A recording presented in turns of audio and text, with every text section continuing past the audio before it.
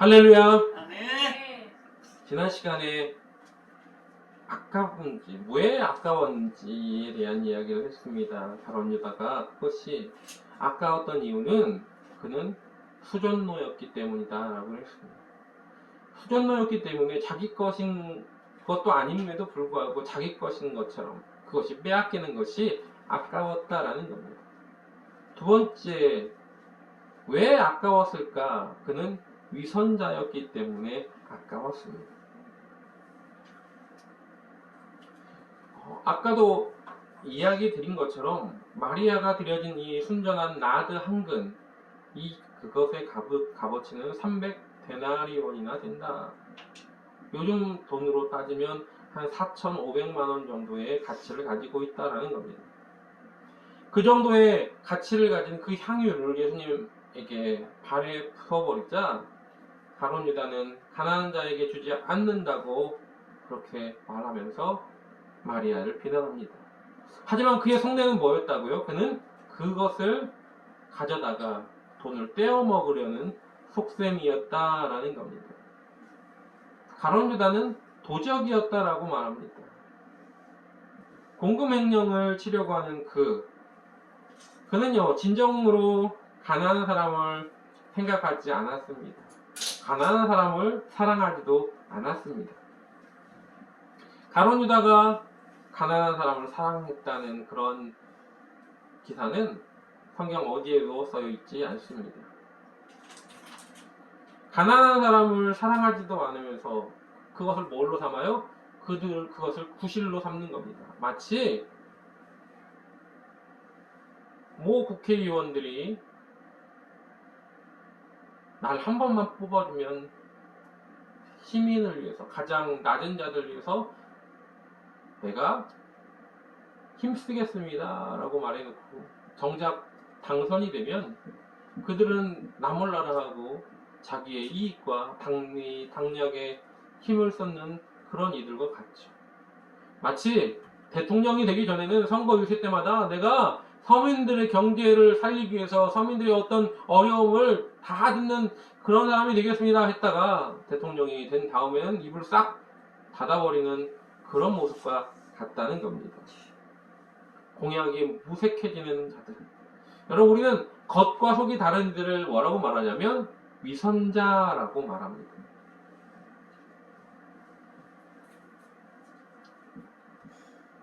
일본 사람들의 보여지는 모습과 그들의 속마음은 다르다라고 말합니다. 물론 속마음 자체를 겉으로 다 드러내고 사는 사람은 없습니다. 우리도 그렇잖아요. 저 사람이 좀 꼴 보기 싫어도 면전에 얼굴에다 대고 너 내가 꼴 보기 싫어 막 그렇게 말하지는 않죠. 그냥 그 사람이 불편하면 내가 자리를 피하는 쪽으로 택하는 겁니다. 어쩔 수 없이 만났더라도 대놓고 막 그 사람을 비난하고 그러진 않죠. 그럼 어떻습니까? 그냥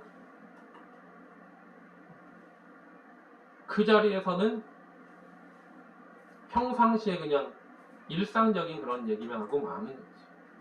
그럼 빨리 자리를 피해 버리는 겁니다.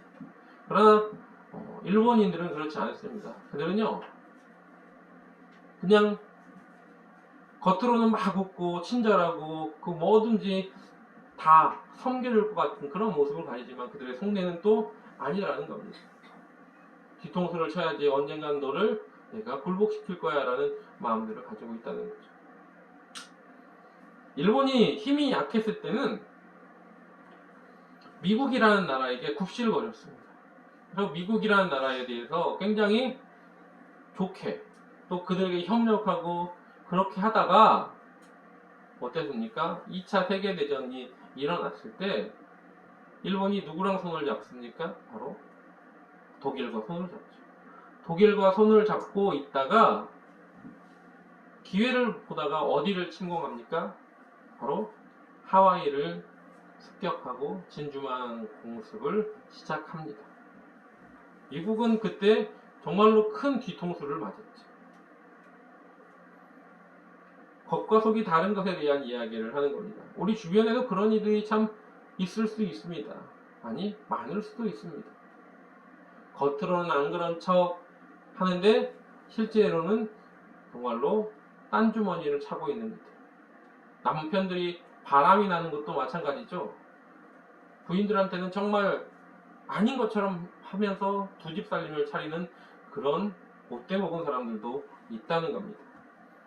우리는 이들을 뭐라고 말합니까? 위선자다라고 말합니다. 우리는 쉽게 이런 말을 씁니다. 뭐예요? 내가 하면, 남이 하면 불륜이고 내가 하면 로맨스다.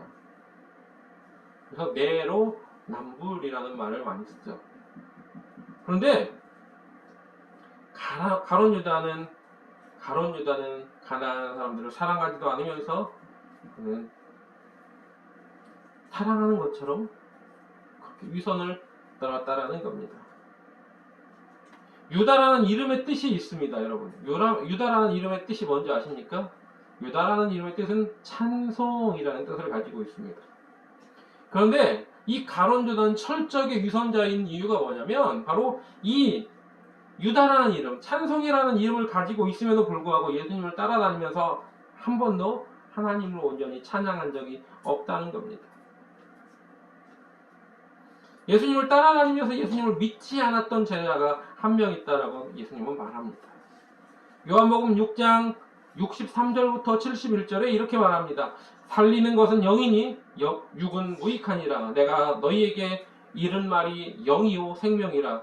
그러나 너희 중에 믿지 아니하는 자들이 있느니라 하시니, 이는 예수께서 믿지 아니하는 자들이 누구며 자기를 팔자가 누군지 처음부터 아심이로라.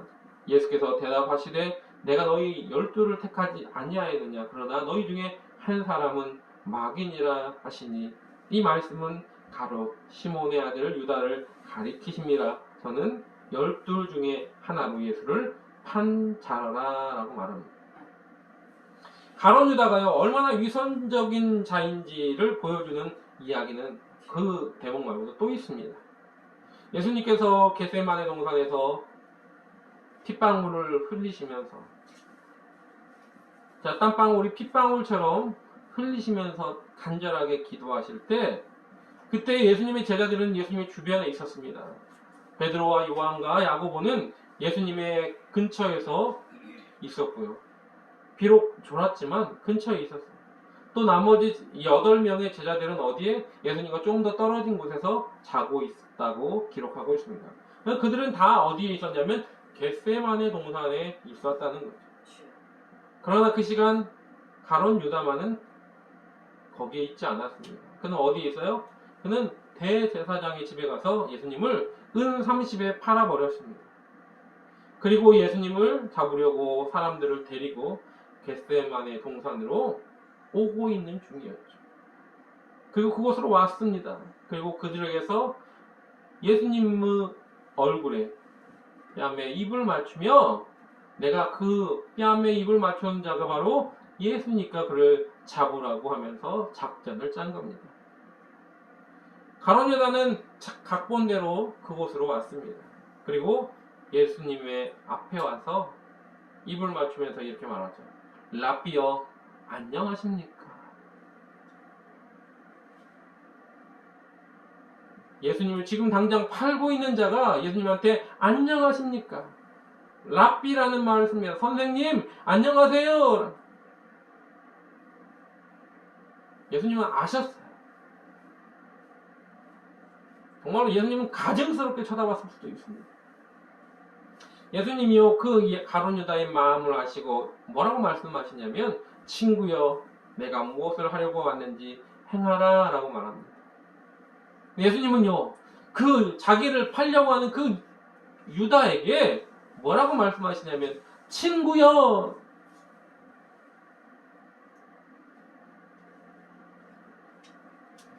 우리가 정말로 절대 용서하지 못하는, 나를 배신한 그들을 도저히 용서할 수 없을 것 같은데, 예수님은 그에게 친구여라고 말합니다. 가론 유다가 정말 위선적이죠. 사랑하는 이들끼리 정말로 반가움의 표시로 하는 입맞춤을 예수님을 잡아주기는 그런 신호로 삼았던 사람이라는 겁니다. 그때 예수님이 가룟 유다에게 친구여 네가 할 일을 행해라라고 말씀하셨죠. 그리고 그 가룟 유다에게 얼마나 마음이 아프셨습니까? 그렇게 행하는 가룟 유다가 얼마나 참 한심하게 보였으면 예수님은 나지 않았으면 좋았을 뻔했다라고 말씀하셨냐라는 겁니다. 위선자는 어떤 사람입니까? 여러분, 위선자는요, 앞뒤가 다른 사람이에요. 앞뒤가 똑같은 게 아니라 앞뒤가 다른 사람이 위선자입니다. 어제와 오늘이 다른 사람이고요. 이 사람 앞에서 이런 말하고 저 사람한테는 저렇게 어디 가서 말을 퍼뜨리면서 그 말을 이쪽에 다르고 저쪽에 다르고 자기에게 유리하게 계속 말하는 사람이 바로 위선자라는 겁니다. 낮과 밤의 모습들이 다른 사람. 혼자 있을 때와 여러 사람들이 있을 때의 다른 사람. 말과 행동이 다르고 충신 같은데 배신하는 사람. 마치 카이사르를 칼로 찔렀던 브루터스 마치 그런 모습이라는 겁니다. 카이사르가 제일 신임했던 사람이 바로 브루터스. 근데 브루터스가 다른 원로원들에게 꾀임을 받아서 결국 카이사르를 찌릅니다. 그래서 카이사르가 뭐라고 말합니까? 브루터스 너마저 나를 찌르냐? 내가 너를 그렇게 믿었는데 그런 거죠. 근데 그 변명거리는 뭡니까? 당신이 공화정을 패하고 황제가 되려고 하는 그런 야심을 가지고 있어서 그렇다. 나는 공화정을 지지한다 그런 건데 실제로는 그게 아니죠. 그게 뭡니까? 자기도 내가 카이사르를 내가 죽이면 내가 1등이 될 것 같은 그런 뭐예요? 그런 욕심 때문에 그런 겁니다. 위선 있죠. 말은 번드르르 합니다. 말은 정말로 번드르르 하죠. 누군가를 위해서. 예전에 유신헌법을 만들었던 모 대통령이 있죠. 그 모 대통령이 유신헌법을 만든 이유가 있습니다. 뭐예요? 내가 좀 더 나라에 충성을 하고 싶다. 근데 뭐예요? 권력욕이에요. 욕심인 겁니다. 욕심이 잉태하여 죄를 낳고 죄가 장성하여 뭐가 된다고요? 사망을 낳는다는 것을 잊지 마시기 바랍니다. 여러분, 양의 탈을 쓴 일이고 늑대인 겁니다. 위선자는 그런 거예요. 여러분, 늑대는요, 아무리 양의 탈을 쓴다고 해서 양이 될 수 없습니다. 죄 짓는 자가 위선자가 아니라 죄 짓고 안 지은 척하는 자가 위선자인 겁니다. 죄를 짓고 죄인이라고 통해 자복하는 다윗, 하나님께서는 그를 용서하셨어요. 예수님을 3번이나 부인하면서 나중에 통해 자복했던 이 베드로, 예수님이 용서하셨습니다. 그러나 그것이 아닌 것처럼 그렇게 했던 어리석은 유다의 모습을 보기를 원합니다. 그 재물이 아까워서 겉으로만 위하는 척하고 속으로는 자기 입속만 챙기던 가룟 유다. 그런 위선자가 아니고 무엇이겠습니까? 하나님께서는 이렇게 말씀하셨습니다. 내가 거룩하니 너희도 거룩하라. 여러분, 그 말씀처럼 여러분의 겉과 속에 보여지는, 교회 안에서의 보여지는 모습과 밖에서 보여지는 모든 모습이 한결같은 주님의 자녀 되시길 주님의 이름으로 부탁을 드립니다. 아멘. 마지막으로 무엇이 아까웠을까? 여러분, 왜 아까웠냐면 그는 예수님의 종이 아니라 마귀의 종이 되었기 때문에 예수님께 드리는 것이 아까웠던 겁니다. 결국 유다는 어떤 사람이요? 마귀의 종이 되었다라는 겁니다. 여러분, 세상에 종노릇 할 것이 없어가지고 마귀의 종노릇을 하고 있냐라는 겁니다.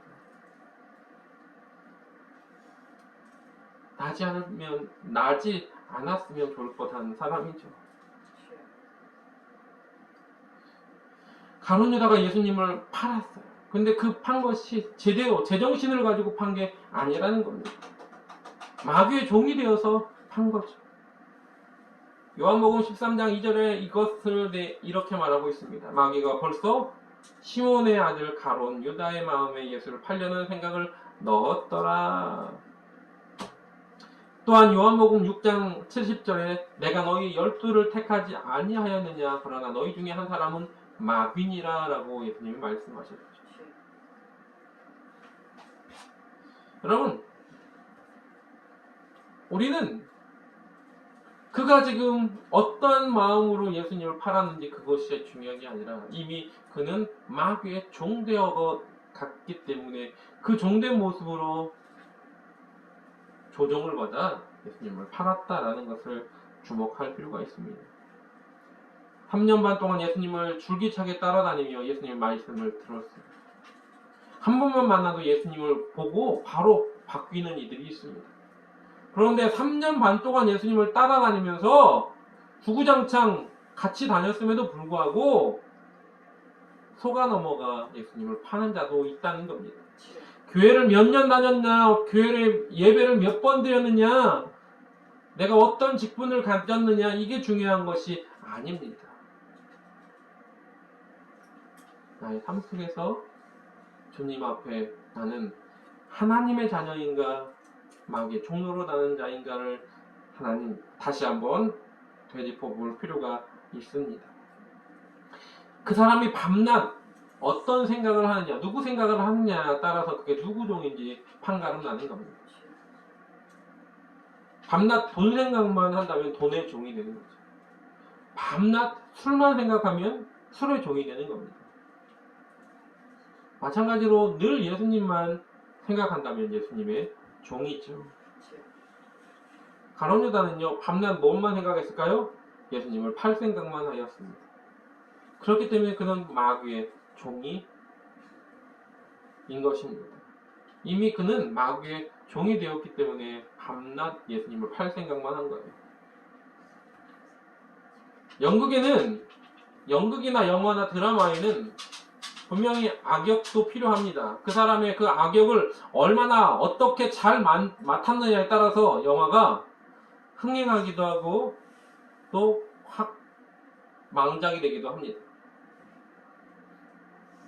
또 악역을 맡은 이들이 너무 악역을 잘 맡아서 드라마에서 좋은 이미지를 가지고 또 다른 작품을 또 많은 사람들한테 이슈가 되기도 합니다. 예전에는요, 드라마에서 악역을 맡은 이들이 너무 악역을 잘해서 지나가는 사람들한테 뭐예요? 손가락질 나가기도 하고 뺨을 맞기도 하고 그 다음에 뭐 택시를 타려고 했는데 택시 거부를 당하기도 하고 음식을 먹으러 음식점에 갔더니 밥 안 준다고 내쫓기도 하고 그랬다는 이야기들도 들렸습니다.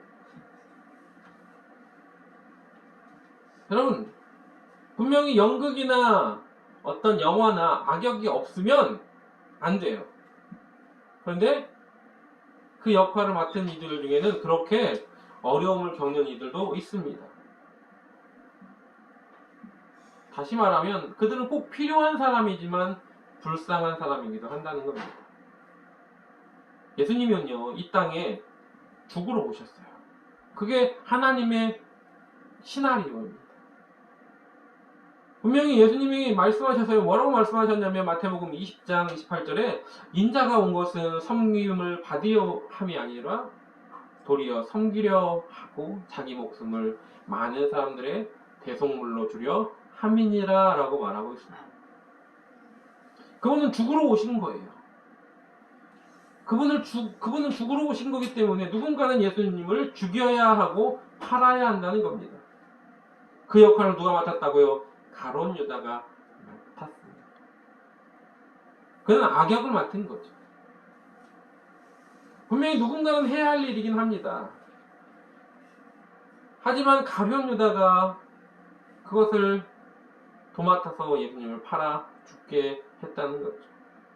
그러한 가룟 유다의 말로는 어땠습니까? 참 비참했습니다. 그는 자살해서 목매달아 죽고 말았죠. 성경은 가룟 유다의 죽음을 상세하게 기록하고 있습니다. 가룟 유다는 예수님을 은 30에 팔아넘겼습니다. 당시 성인 종 한 명의 값어치가 바로 사고 파는 가격이 은 30이었습니다.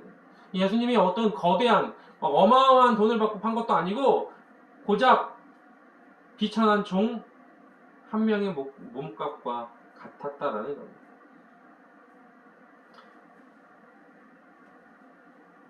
그리고 예수님의 십자가의 죽으심을, 그 고난당함을 가룟 유다가 봤어요. 매맞고 하는 것들을 봤습니다. 가룟 유다는 돌이켜서 다시 대제사장들과 장로들에게 갑니다. 그리고 은 30을 돌려주면서 우리 예수님 좀 풀어달라고 그러죠. 그 정신이 좀 돌아왔나 봅니다. 근데 마태복음 27장 4절에 그가 그렇게 말하면서 돌려달라고 합니다. 내가 무죄한 피를 팔고 죄를 범하였도다. 도로 올려달라고 하는데 제사장들이, 대제사장과 제사장들이 어림도 없죠. 안 불러줍니다. 그걸 내쫓습니다. 가룟 유다는 은을 성전을 향해 던져버리고 그리고는 밖으로 나오죠. 그리고 뭘 합니까? 목매달아서 자살하고 말았다는 겁니다. 스스로 목숨을 끊었어요. 마치 베드로처럼 차라리 자기의 죄를 깨닫고 무릎 꿇고 용서해달라고 회개하며 자복하고 더욱더 이름 없이 빚도 없이 살아가는 그런 종이 되었다면, 그렇다면 그는 구원받았을지도 모릅니다. 그러지 않았다는 거죠. 여러분, 악역을 맡았다고 해서 모두가 나쁜 놈인 건 아닙니다. 그는 자기의 삶을 포기했기 때문에 용서받지 못한 자가 된 겁니다.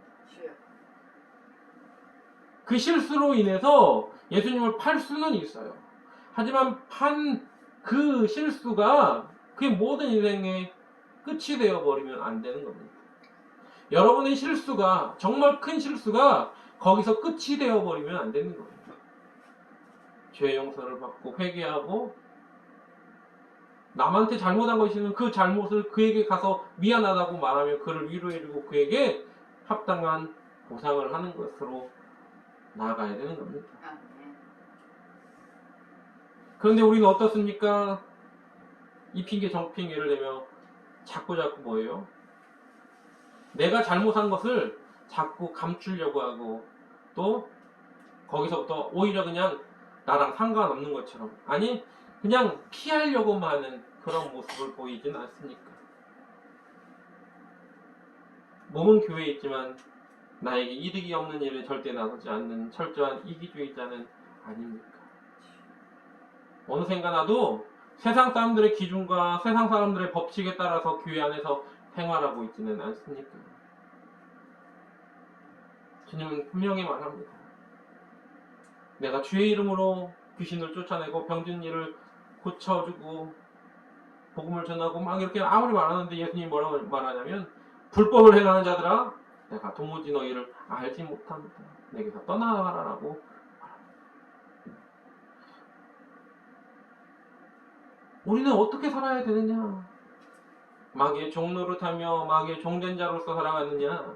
아니면 끝까지 하나님의 종된 자의 모습으로 살아갈 것인가? 우리 주님은 우리가 어떻게 살기를 원하실 것 같습니까? 모든 것의 주인이 주님이라고 고백하고, 구원받은 자에게 이제 내 삶을 덤으로 사는 인생이라고 우리가 말하고 있다면, 그렇게 말을 하면서 자꾸 시간 들이는 것도 아깝고, 재능을 들이는 것도 아깝고, 물질을 들이는 것도 아깝고, 그렇게 마귀가 우리에게 속삭이는 대로 살아가고 있는 어리석은 인생이 되지 마시기 바랍니다. 아멘. 그럼 어떻게 살아야 됩니까? 지금도 우리가 만약에 자꾸 우리 속에서 하나님 앞에 드려지는 모든 것이 아깝다고 속삭이는 마귀의 계계를 듣고 있다면 당당하게 물리치시고 나아가는 주님의 자녀 되기를 주님의 이름으로 소망합니다. 아멘. 마지막으로 이야기 하나 드리고 마치려고 합니다. 어느 마을에 아주 가난한 농부가 살고 있었습니다. 그 농부는요, 너무 가난하게 살았어요. 그런데 믿음만은 굳건했습니다. 근데 순진해요. 너무 순진하고 순진해서 누군가에게 돈을 구워달라는 말도 못합니다. 가난함에도 불구하고. 더 견딜 수 없을 만큼 너무 그 가난에 너무 힘들어서 그는 생각도 못해서 하나님께 편지를 쓰기 시작합니다. 하나님, 예수님이 내 이름으로 무엇이든지 구하면 다 주신다고 하셨죠. 나는 그 말씀을 이제 믿습니다. 제게 500만 원만 주시면 조그만 땅이라도 사서 농사를 짓고 그렇게 살고 싶습니다. 예수님의 이름으로 기도합니다 하고 편지를 쓴 다음에 그 편지를 잘 봉합했어요. 잘 붙인 다음에 보니까 어디에다가 보내야 될지 천국의 주소를 모르는 거죠. 그래서 이 편지를 나라의 제일 높은 대통령에게 보내면 대통령이 혹시 하늘나라 천국에다 이걸 붙여주지 않을까 하는 생각에 대통령 귀하라는 그 글씨만 밑에다 쓰고 주소도 없이 우체통에 넣었습니다. 근데 이게 우여곡절 끝에 대통령이 이 편지를 받아보게 되었습니다. 대통령은 500만 원은 못 주지만 이 편지가 참 재밌다는 생각에 250만 원을 보내주었습니다. 가난한 농부는요, 너무 기뻐하면서 하나님께 기도를 드리기 시작합니다. 하나님 감사합니다. 그런데 다음부터는 제게 직접 주십시오. 대통령을 통화해 주니까 대통령이 반을 떼어먹고 반만 보냈습니다. 순진한 농부죠. 하나님은요, 가룟 유다같이 계산적이고 자기 이득을 먼저 생각하는 그런 일을 기뻐하지 않으신다는 겁니다. 하나님이 기뻐하는 사람은 어떤 사람이냐? 하나님이 기뻐하는 사람은 아무리 귀한 것이라도 하나님의 일을 위해 쓰여지는 것이라면 계산하지 않고 아끼지 않는 그런 사람입니다. 내가 혹시나 하나님께 드려지는 모든 것들이 아까웠다면 이제 바꿔야 합니다. 어떻게 해요? 아까워하는 자가 아니라 가장 귀한 향유를 주님 앞에 부으며 누구도 알지 못했던 주님의 장례를 예비했던 마리아처럼 우리도 아낌없이 드려서 주님의 귀한 사역, 하나님의 영광과 하나님 나라의 확장을 위해서 쓰임받는 도구가 되어지는 저와 여러분 되시기를 주님의 이름으로 간절하게 부탁을 드립니다. 아멘. 기도하겠습니다. 사랑과 은혜가 충만하신 하나님, 감사와 찬양과 영광을 돌립니다. 아멘. 우리 모든 삶 속에서 날마다 하나님 함께 하시고 동행하여 주심을 감사드립니다. 아멘. 우리가 믿음을 가진 자라고 주님만이 나의 모든 것이라고 나의 구주시라고 고백하면서 혹여나 나는 세상적인 계산을 가지고 주님 앞에 나아가고 있지는 않습니까? 주님이 무엇을 요구하시든 그것에 아멘하는 것이 아니라 아까워하는 그런 자는 아니었습니다. 오늘 가룟 유다와 마리아에 대해 잠깐 생각해 봅니다. 가룟 유다처럼 속이 다르고 위선적인 모습과 그런 수전노의 모습이 아니라 마귀의 종된 자의 모습이 아니라 아낌없이 가장 귀한 것을 아무 조건 없이 내어놓는 주님을 사랑하는 그 마리아의 모습을 본받기를 소망합니다. 아멘.